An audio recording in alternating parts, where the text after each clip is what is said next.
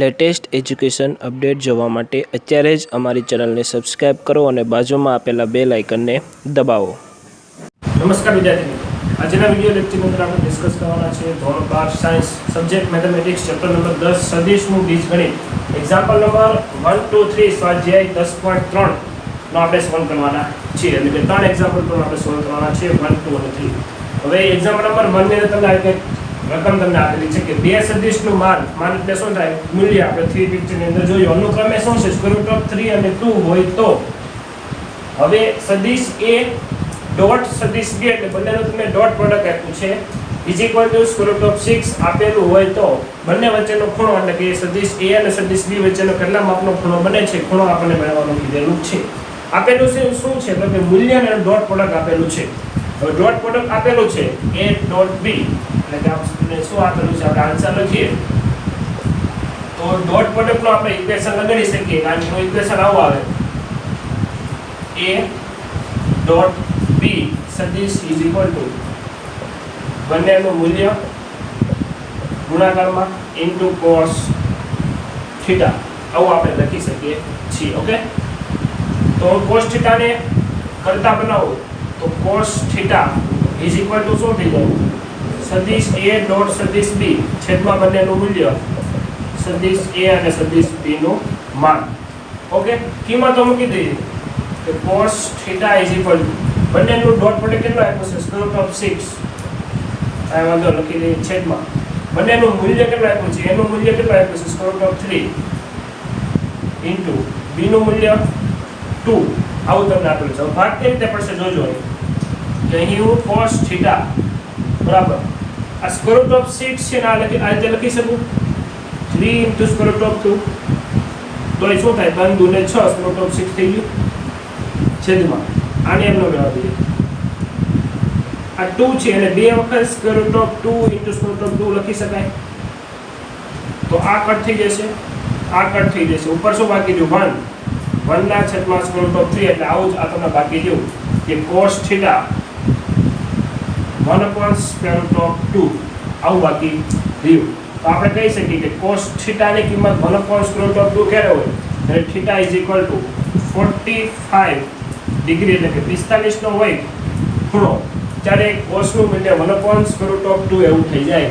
તો આપણને ખબર પડે કે સદિશ a અને b વચ્ચેનો ખૂણો મિત્રો કેટલો થઈ જાય 45 નો થઈ જાય એમ આપણને ખબર પડે. પાછા લખજો એક્ઝામ્પલ નંબર 1 ની અંદર ખ્યાલ આવી ગયો છે.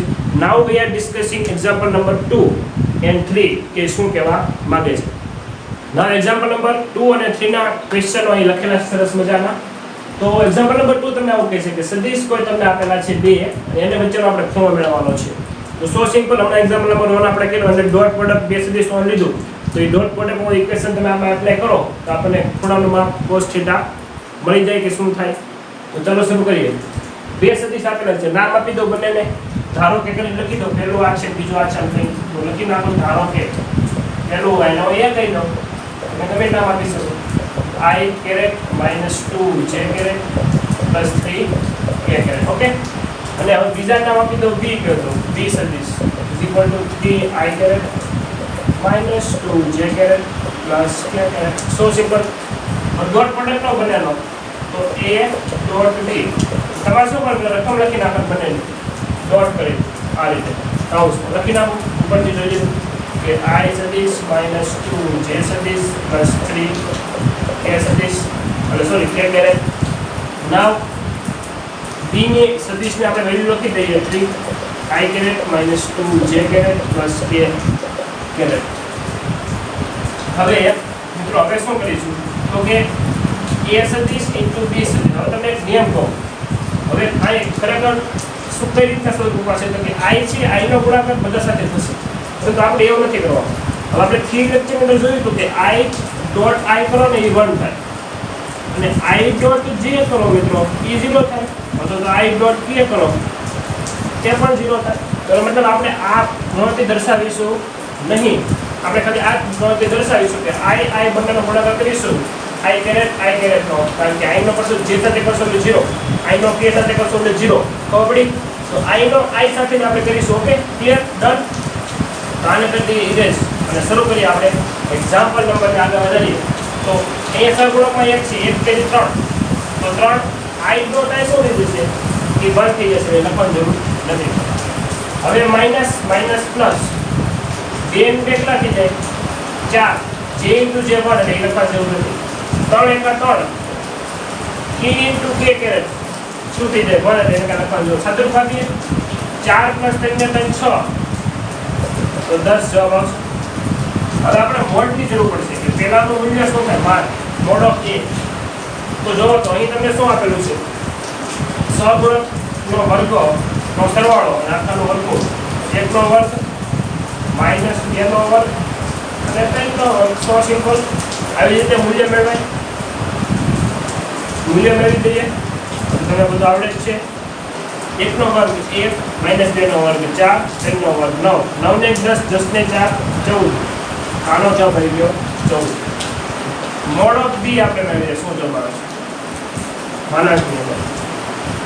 હવે મોડની અંદર 3 નો વર્ગ પ્લસ માઇનસ 2 નો સ્ક્વેર પ્લસ 1 નો સ્ક્વેર, 3 નો વર્ગ 9 પ્લસ 2 નો વર્ગ 4, 1 નો વર્ગ 1. 9 ને 1 10, 10 ને 4 14, તો સ્ક્વેર રૂટ ઓફ 14 એ આપણે બી નું મૂલ્ય મેળવ્યું. તો આપણે લખી શકીએ સૂત્ર શું કે cos થીટા બરાબર સદિશનો ડોટ પ્રોડક્ટ અને a ડોટ b છેદમાં એનું મૂલ્ય કે a સદિશ વેલ્યુ a સદિશનું મૂલ્ય અને સદિશ b નું મૂલ્ય. કિંમતો મૂકીએ. આનો જવાબ શું આવ્યો? ડોટનો જવાબ 10 ના છેદમાં square root of 14 into square root of 14 લખી શકીએ આપ. તો 10 ના છેદમાં આનો શું થઈ જશે? ખાલી 14 લખાય, કારણ કે square root of 14 into square root of 14 એટલે 14 લખાય. તો અહીં થઈ જાય 5 દુ, અહીં થઈ જાય 7 દુ. તો જવાબ શું આવ્યો? cos થીટા બરાબર 5/7. તો now theta is equal to cos inverse. Chapter number 2 બેટા કે નહીં? cos ક્યાં આવી જાય? સામે ઇનવર્સ થઈ જાય. 5 ના છેદમાં 7 એ આપણો સરસ મજાનો આન્સર. ઓકે, ક્લિયર થાય છે આખી વસ્તુ? Example number 2. Now V are discussing example number 3. આપેલું છે સદિશ. તમને આ રીતે આપેલા છે કે i માઇનસ જે કેરેટ નો સદિશ અને i કેરેટ પ્લસ જે કેરેટ પરનો પ્રક્ષેપ સદિશ શોધો. એટલે કોઈ એ સદિશ તમને આપેલો છે i કેરેટ માઇનસ જે કેરેટ નો b સદિશ i કેરેટ પ્લસ જે કેરેટ પરનો પ્રક્ષેપ શોધવાનો છે. પ્રક્ષેપનું સૂત્ર શું થાય? જો a નો b પરનો પ્રક્ષેપ એટલે આ રીતે લખાય કે a નો b પરનો પ્રક્ષેપ કોના પર છે? b પર છે. તો ઉપર સૂત્ર આ રીતે બનશે કે a સદિશ ડોટ b સદિશ બંનેનું ડોટ પ્રોડક્ટ છેદમાં શું થઈ જાય? તો કે કોના પર છે? b પર છે. તો b નું મૂલ્ય મોડ ઓફ b. રેડી? તો પેલા મોડ ઓફ b આપણે મેળવવું પડશે, ડોટ એ મેળવવું પડશે. ડોટ મેળવી લઈએ પેલા. a ડોટ b બરાબર જો તો લખી દઈએ કાઉન્સ મેં તમને કીધું એ રીતે લખી નાખો કાઉન્સમાં આ રીતે. પછી એનો ગુણાકાર કરવાનો, i નો કરવાનો અને j નો ગુણાકાર કરવાનો. i 1 એકા 1 માઇનસ પ્લસ માઇનસ 1 એકા 1 જવાબ શું આવે છે? 0. મૂલ્ય મેળવીએ b. b નું મૂલ્ય સ્ક્વેર રૂટ ઓફ 1 નો વર્ગ 1, 1 નો વર્ગ 1 સ્ક્વેર રૂટ ઓફ શું થઈ જશે? 2. ડાયરેક્ટ લખું છું કે હવે તમને ખ્યાલ પડી ગયો કે 1 નો વર્ગ 1 નો વર્ગ 1 ને કેટલા થઈ જાય? 2 સ્ક્વેર રૂટ ઓફ 2. અહીંયા છે લખ્યું છે સહગુણક લેવાના અને વર્ગમૂળ સરવાળો કરો, આખા શું કરવાનો? વર્ગમૂળ કરવાનો. ઓકે, હવે કિંમતો મૂકીએ. આ પરિણામ નંબર 1 હતો આ સૂત્ર. કિંમતો મૂકીએ તો પરિણામ 1 પરથી આપણે જવાબ શું મળે? આ કિંમત મૂકો તો પહેલા તે સૂત્ર લખી દઈએ. આનું 0 છેદમાં સ્ક્વેર રૂટ ઓફ 2 તો જવાબ શું આવે? 0. તો પ્રક્ષેપ શું આવશે? 0 પ્રક્ષેપ આવશે એવું આપણે કહી શકીએ. આશા રાખું છું ખ્યાલ આવી ગયો છે. આ એક્ઝામ્પલ નંબર તમને 2 અને 3 ની અંદર ફરી મળી છે. ત્યારે મિત્રો આગળના એક્ઝામ્પલ સોલ્વ કરીશું. ત્યાં સુધી જય હિન્દ, જય ભારત.